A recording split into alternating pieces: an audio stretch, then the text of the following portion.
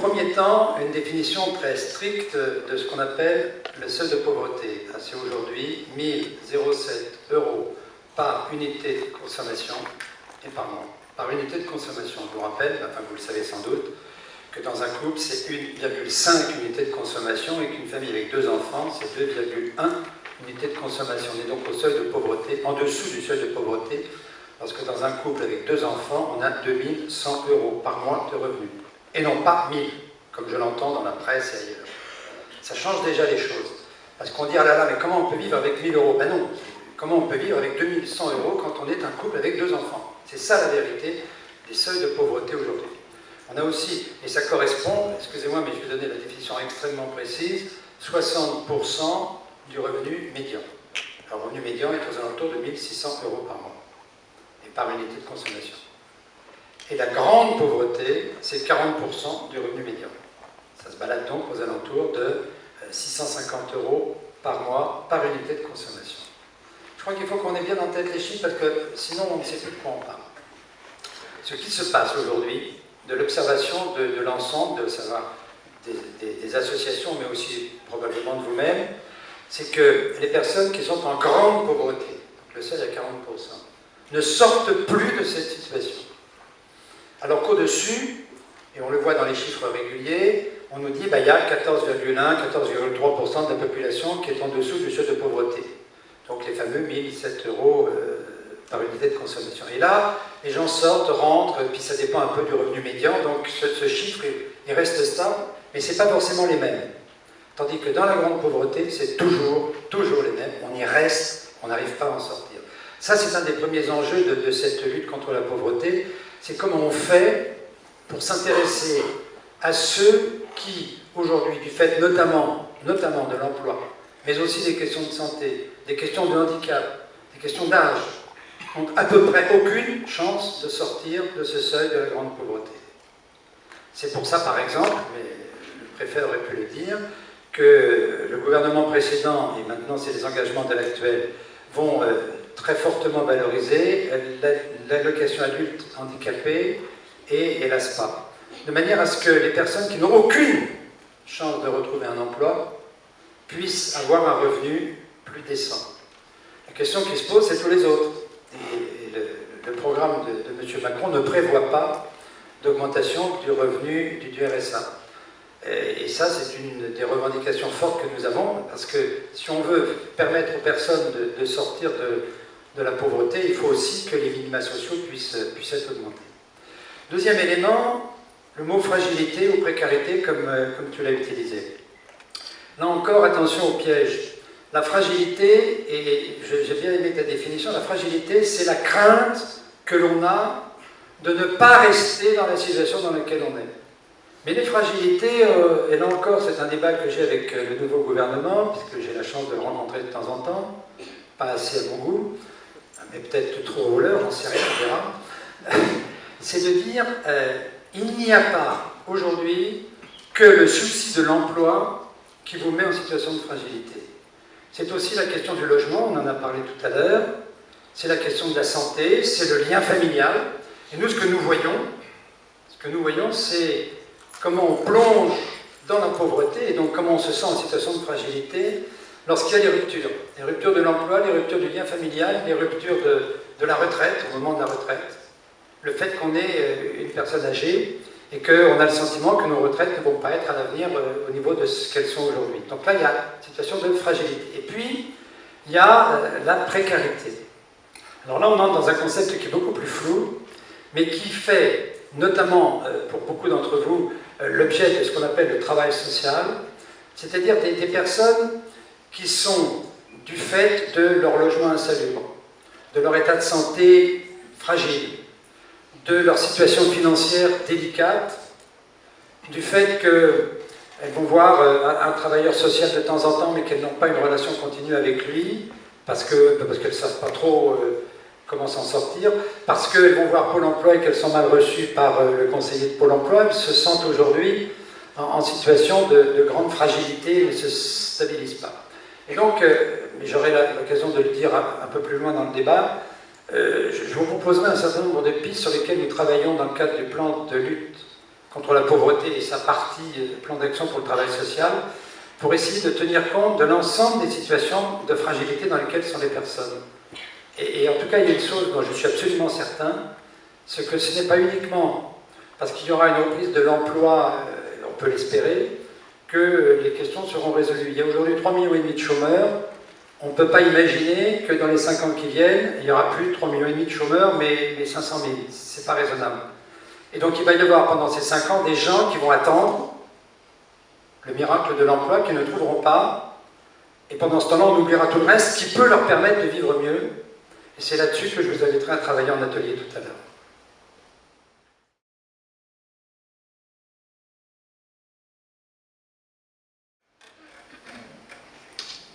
Dans les discussions que nous avons aujourd'hui avec le nouveau gouvernement, il y a une idée vraiment intéressante qui est sortie, qui est ce qu'ils ont appelé la conférence des territoires. Et nous, au niveau de la lutte contre la pauvreté, et reprenant ce que dit Benoît tout à l'heure, nous plaidons pour qu'on ait d'abord un regard plus axé sur des différences dans les territoires. Je vous prends un exemple. Si on parle des personnes âgées, c'est extrêmement différent de voir les personnes âgées en milieu rural avec les questions de l'isolement géographique, des personnes âgées dans nos villes qui sont à l'intérieur d'un isolement social mais qui disposent d'un certain nombre de structures.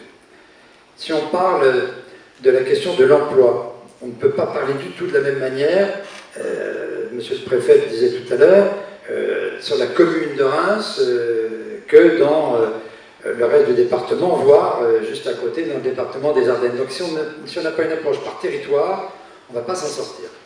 La question du logement, elle est évidente. On a pris des mesures, y compris des mesures fiscales, pour favoriser le logement locatif, et on se trouve avec des logements locatifs vides dans la moitié des villes de France. Et puis dans l'autre moitié, voire même un peu moins que l'autre moitié, on a toujours une crise du logement. Donc il faut arrêter avec des politiques nationales et avoir des approches par territoire. Donc ça, c'est la réponse. Mais la deuxième réponse, c'est aussi, à l'intérieur même de l'évolution de la pauvreté, de regarder quelles ont été les évolutions. Moi, je suis très frappé d'une chose, du fait que nous avons totalement raté une vision prospective. Je vous donne un exemple. Aujourd'hui, nous avons tous, dans nos structures, des problèmes majeurs avec les familles monoparentales. Et nous n'avons pas, dans la question du logement, tenu compte, quand on fait des programmations, de cette question de la décohabitation. Décohabitation des jeunes et rupture des ménages. Moi, dans ma commune, j'habite à Nanterre, nous avons 55% de logements sociaux. Un tiers des logements nouveaux chaque année sont occupés par des gens de la commune qui ont besoin de décohabiter. Un tiers. Et on en a construit 1500 l'année dernière. Donc vous voyez un petit peu l'importance. Donc si on n'a pas une approche aussi à partir de ces populations nouvelles, c'est la même chose sur la question des maisons de retraite et de l'hébergement des personnes âgées. Avec le vieillissement, les gens veulent rester chez eux. Donc on a une explosion de tout ce qui est l'aide à domicile. Et ça va continuer avec l'augmentation de la durée de vie. Et par contre, dans les maisons de retraite, on a des maisons de retraite dans lesquelles les gens qui entrent sont de plus en plus dépendants. Donc est-ce qu'on a anticipé et comment on va anticiper dans les 10 ans qui viennent? Donc si on n'a pas une approche à la fois par territoire, et j'allais dire par type de population, avec une vision prospective, on est à peu près sûr de se planter. C'est comme ça aujourd'hui que sur le logement, on a une crise majeure, parce que nous n'avons pas anticipé que la demande de logement n'est pas uniquement en fonction de la démographie, mais elle est aussi en fonction d'évolution sociologique. Vision prospective, c'est la capacité d'imaginer l'avenir avec différents scénarios et d'agir sur les différents scénarios en fonction de celui qu'on souhaite. C'est ça, la vision prospective qu'on fait, oui, par rapport au sens. C'est ça, c'est se donner des scénarios. Ça nécessite de passer un peu de temps. Là, je réinvite la recherche, et notamment la recherche en matière sociale, pour essayer de voir quelles sont les évolutions, quels sont les signaux faibles. Parce que des signaux faibles, on en a. Sur la question notamment des familles monoparentales, on avait déjà des signaux faibles il y a 15 ans ou 20 ans. Et on n'en a pas tenu compte. On n'a pas compris qu'on était là en face d'une évolution sociétale. Et c'est ça qu'il faut continuer à regarder. Et c'est la même chose sur l'augmentation de la durée de vie. On a cette question à propos des retraites et à propos du logement. Et faute de l'avoir abordé à partir d'un socle à la fois des expériences des uns et des autres, parce que les expériences comptent aussi. L'accueil de personnes de plus en plus dépendantes dans les maisons de retraite, c'est d'abord le personnel de ces maisons qui est capable de nous en parler. Et je trouve qu'on ne laisse pas assez de place à la parole des intervenants, et d'ailleurs des personnes elles-mêmes, pour mieux comprendre ce qui est en train de se passer dans leur tête, leurs attentes à venir. Et ça, on ne laisse pas assez de place à toute cette recherche.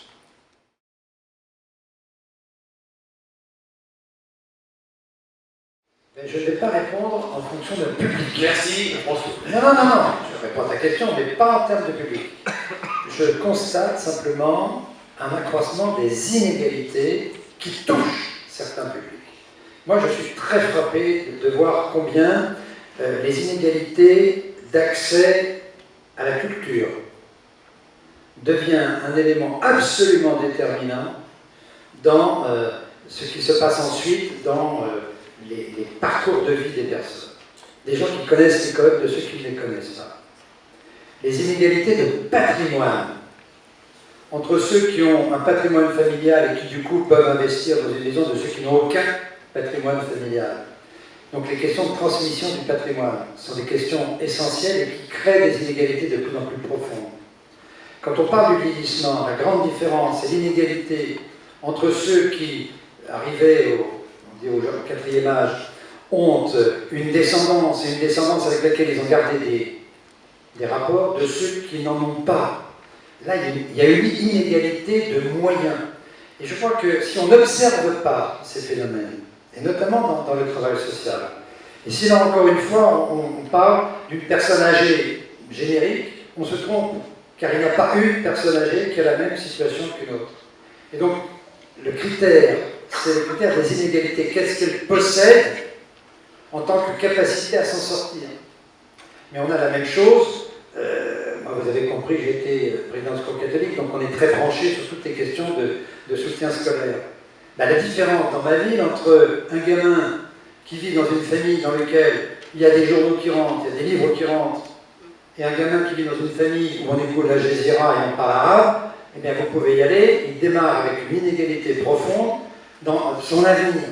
Et donc, comment on se bat pour lutter contre, alors d'une part en prévention contre ces inégalités, mais ensuite, après le constat, comment on fait pour compenser ces inégalités une fois qu'on les a repérées. Et je pense que là-dessus, il y a de la part notamment de vos institutions, et des CCAS en particulier, c'est des discussions que j'ai avec le mien, CCAS de Nanterre, comment on fait pour arriver à repérer non pas uniquement une situation avec un regard à un moment donné, mais d'avoir, c'est là qu'on retrouve l'approche globale, mais d'avoir une vision plus générale de la situation et l'environnement de la situation dans laquelle est cette personne, qui fait qu'elle a des chances ou pas de chances, et sur quoi il faut travailler. Ça, c'est la question d'approche globale qu'a abordé à la fois monsieur Robinet et monsieur le préfet. Et ça, c'est assez nouveau dans le travail social. J'aurai l'occasion dans la dernière partie de l'intervention de vous dire un petit peu comment on a essayé de travailler là-dessus. Ça revient à la question qu'on a abordée tout à l'heure de l'approche globale. Je pense que si on a une approche de la solidarité ponctuelle, trop ponctuelle, on ne résoudra pas la question parce qu'on entrera dans un schéma qui est complètement descendant. C'est-à-dire que vous avez un problème de fin de mois, on vous donne quelques chèques en place à vous avez un problème de logement, on vous met dans un hébergement, etc. Et puis on oublie qu'il faut sortir d'un hébergement. Qu'un chèque en place à la fin de la semaine, ça ne résout pas vos problèmes budgétaires durables.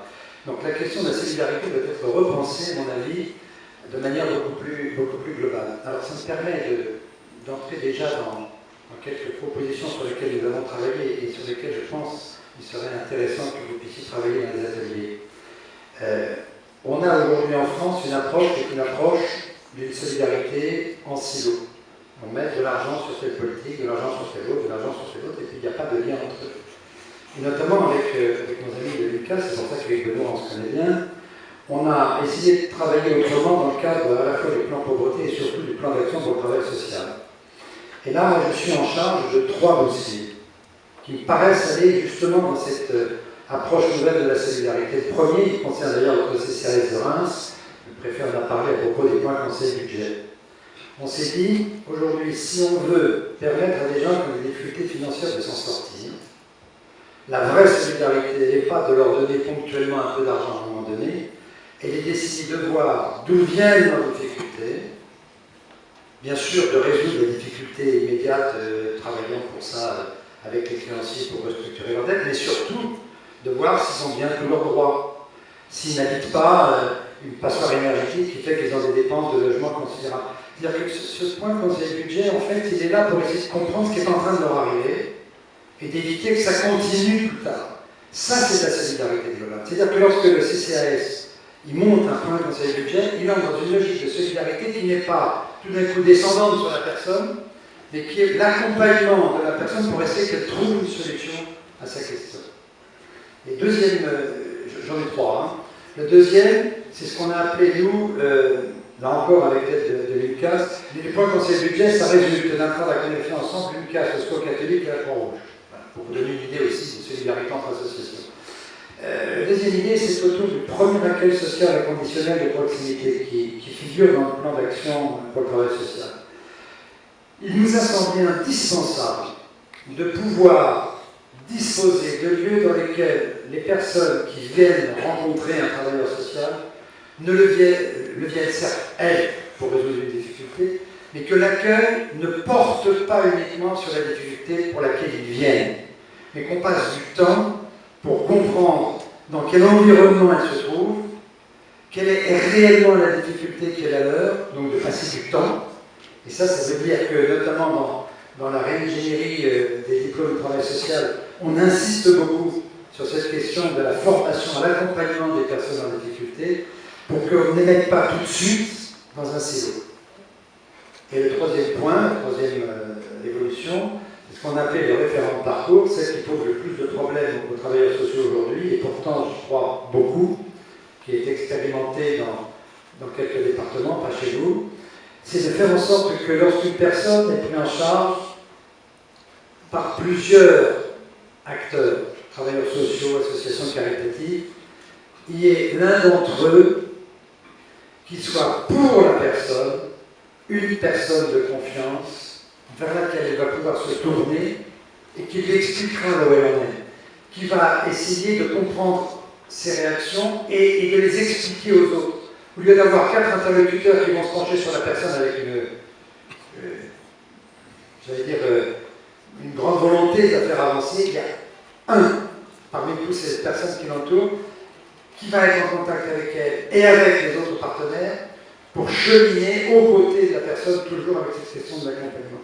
Pour moi, le mot solidarité aujourd'hui se traduit par accompagnement solidaire des personnes, dans un va-et-vient entre l'une et l'autre.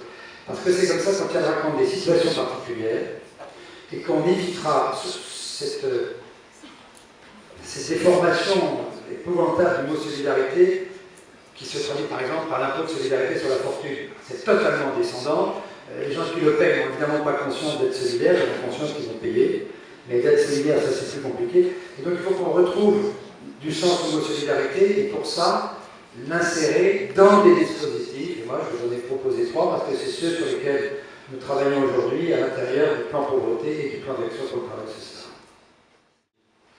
Alors, dans le plan d'action sur le travail social, les premières mesures concernent précisément la participation des personnes. Simplement, moi je suis méfiant sur les formes qu'on doit employer. Quand on parle de la participation des personnes dans l'administration, on veut dire on va mettre 1 ou 2 personnes accueillies dans une commission de 15 et puis là, ils donneront leur avis. Je ne suis pas d'accord avec cette méthode. Je crois beaucoup plus qu'il faut que les personnes accueillies puissent se retrouver entre elles à partir de propositions qui leur sont faites pour qu'elles puissent, à partir de leur pratique et de leur vécu, nous dire comment elles vivraient cette situation. Quand on a travaillé sur le premier accueil social inconditionnel, j'ai demandé à ce que la proposition soit soumise à un groupe de personnes accueillies, et non pas 1 ou 2 qui doivent participer dans notre groupe. Il y en avait, hein. Mais qu'il y ait un groupe qui réagisse en disant comment nous on ressent ça. Et du coup, le guide qui en est sorti a bougé à partir de la réaction des personnes. Et je pense qu'il faut qu'on soit très attentif à ne pas faire des personnes accueillies des alibis. Je vais vous raconter une anecdote. lorsque nous préparions le plan de lutte contre la pauvreté, nous avions réuni tout un groupe sur l'inclusion bancaire, et nous avions une séance sur la formation à la gestion budgétaire. Et nous avions un groupe, ils étaient 5 personnes accueillies. Alors pendant 1 heure, des gens tout à fait savants nous ont raconté tous les problèmes de formation, et puis on va réunir des gens, c'est formidable, on a réuni l'année dernière 4000 personnes sur le territoire national qu'on a formé à la gestion budgétaire. Vous voyez bien 4000 personnes sur le territoire national, c'est que dalle. Enfin bon, elle nous faisait tout un barrage. Et puis au bout d'1 heure, je me rappelle très bien, petite bonne femme, reine, qui lève la main et qui dit écoutez, tout ce que vous racontez, j'y comprends que dalle, ça me dépasse, mais moi ce que je sais, c'est que j'ai 500 € par mois de revenu. J'ai pas un sou découvert et j'ai pas besoin de votre formation budgétaire pour savoir comment utiliser les 500 €. Vous ne le sauriez pas, alors la ferme. Bon, c'est du brutal, mais je vous garantis l'authenticité. Mais oui, mais c'est ça qui nous a fait créer Point Conseil Budget. C'est, attendez, il faut qu'on travaille au plus proche des préoccupations des gens et non pas avec de la théorie. C'est ça qu'elle nous a dit, cette dame. Elle nous a dit, vous allez nous raconter comment on fait, mais moi je peux vous dire comment on peut faire. Et donc on s'est dit, là, attention, il faut qu'on reprenne les choses autrement et qu'on puisse être à l'écoute de la situation réelle des personnes et non pas sur ce moment. Voilà ce que j'ai à vous dire sur cette affaire de participation. Faisons attention à ne pas faire un alibi. Par contre, quand on leur laisse vraiment le temps et la place, elles nous font bouger parce qu'elles nous parlent de ce qu'elles vivent réellement. Sur les professionnels et les bénévoles, là encore, je vais vous donner un exemple très précis. Quand on a parlé du fameux premier accueil social inconditionnel, nous avons eu des discussions avec des associations, et notamment le Secours catholique, le Secours populaire ou Emmaüs.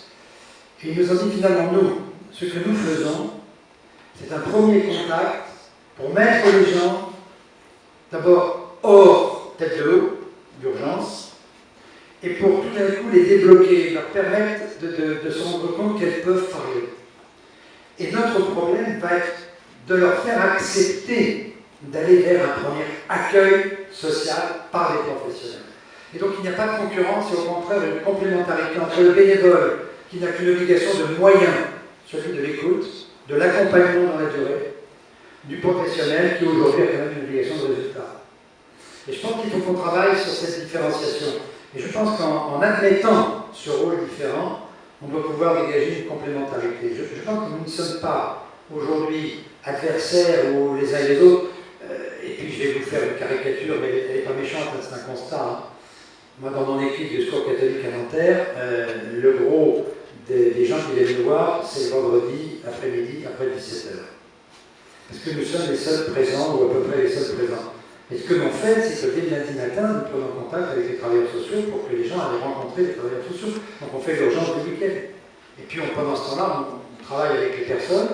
Mais notre boulot est d'envoyer à Pôle emploi si c'est un problème d'emploi, notre boulot c'est d'envoyer aux travailleurs sociaux.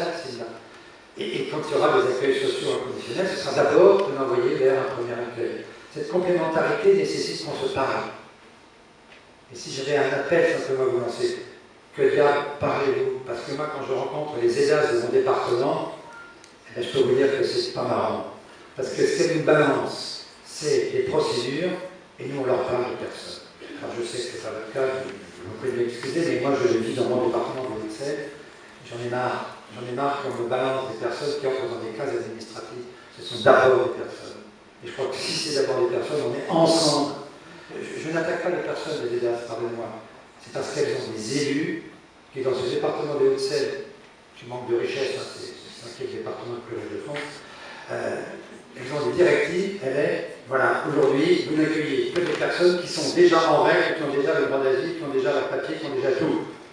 Ah oui, mais sauf que nous, les personnes qu'on reçoit dans nos associations caritatives, c'est souvent des personnes qui ne sont pas encore dans cette situation et qu'on va essayer de faire accéder au droit. Donc vous voyez, faites attention aussi à ça. C'est-à-dire qu'il y a des moments où on a une incompréhension qui ne tient pas à vous personnel, qui tient aux directives que vous avez reçues et qui font aujourd'hui qu'il y a des incidents. C'est dommage que les élus soient partis, parce que je leur dis, faites attention, vous. Il y a encore des rapports. Ils sont au moins 4 conseillers municipaux, me semble-t-il. Faites attention à ne pas enfermer le personnel, et notamment les travailleurs sociaux, dans des contraintes qui font aujourd'hui qu'ils vivent mal leur situation, parce qu'ils ne sont pas responsables de ce qu'ils mettent en œuvre, et ce qu'on leur demande de mettre en œuvre rend leur situation souvent indicable.